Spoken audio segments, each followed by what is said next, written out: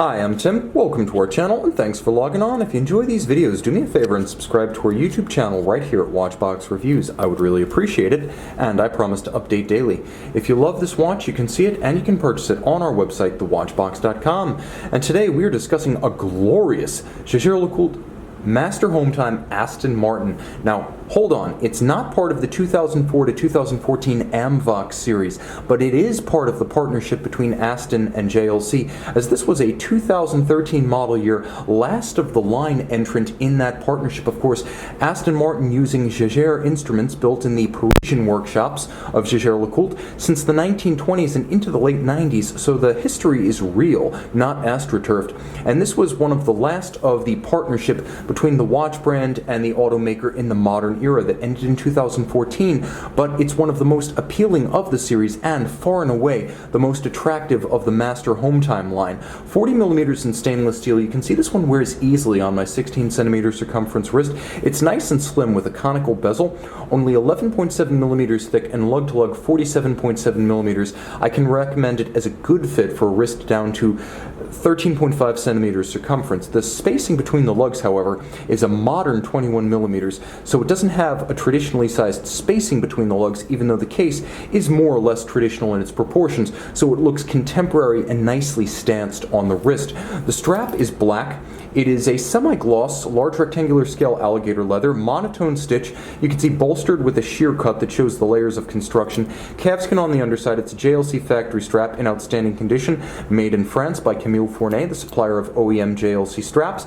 Double folding clasp, stainless steel like the case. You can see it's nicely made with a carriage that's arced to trace the soft underside of your forearm. And with the double folding action, I find this one's less likely to pinch the wrist than the substantial but somewhat more painful previous single fold deployment.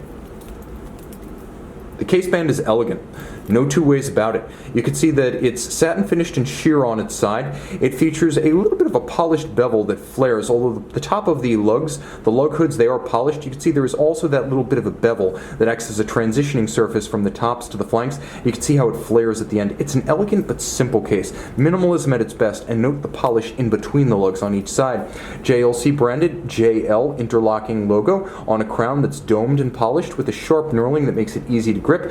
The dial is the only place you're going to see the Aston Martin co-branding on this watch on the front side. So let's give ourselves a little bit more light and enjoy some of these details. Black galvanized and quite dramatic. The dial is beautifully balanced. It is loomed. You can see half-frosted Dauphine style hands with diamond polished hand-applied dart style indices. Those little components are handmade and nicely faceted. They twinkle like gems in the light. You can see bi-Arabic numerals at 9 and 3. You have a crosshair style constant seconds dial down at 6 o'clock with a date with a monotone black disc. Well chosen. The 24-hour independent time zone is up at 12 o'clock, and as you can see, when I pull the crown, I engage stop seconds. The only Aston Martin branding here is that little winged Aston logo below the JLC logo. It's ghosted on, and I'm using severe light and looking at this watch under magnification. At arm's length, you can't see it, so this one is subtle about its auto co-branding. It's also subtle about its dual time functionality, as you can park the local hour hand right over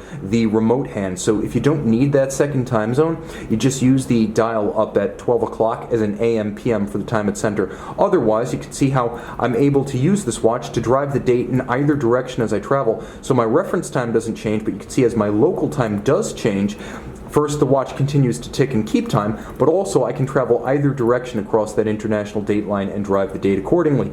50 meters water resistant. It's not an aquatic watch, but that's solidly more than the 20 to 30 meters you'll typically see on a dress watch.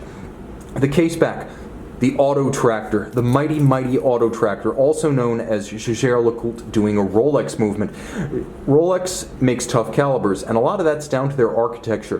They're not too thin. They use full balance bridges, as here, with free-sprung balances, as here. Of course, you have a substantial full gold winding mass, and it's mated to a circular Côte de Genève rotor that boasts the watch has been through the 1,000-hour control over 41 days in length. The Master 1,000-hour control is a test of chronometry, yes, but also water resistance, winding efficiency, and power reserve. It's a brutal 6-position test as well, not the 5-position like a standard Swiss chronometer.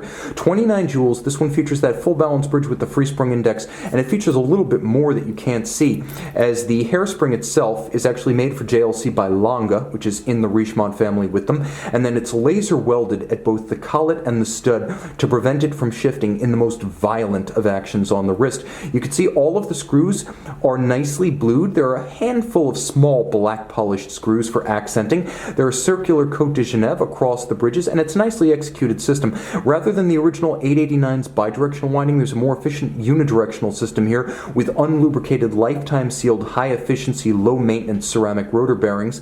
And of course, it's larger than the previous 889, so you can see this caseback is much more substantial. Automatic winding with a 48-hour power reserve. It even has about 10 extra hours of power reserve compared to an 889, so an upgrade in every way. You can see the Aston Martin logo once more on the caseback. The last of the Aston Martin partnership line and the best of the Master Hometimes. This is the Master Hometime Aston Martin. Jaeger-LeCoultre Master Hometime by night.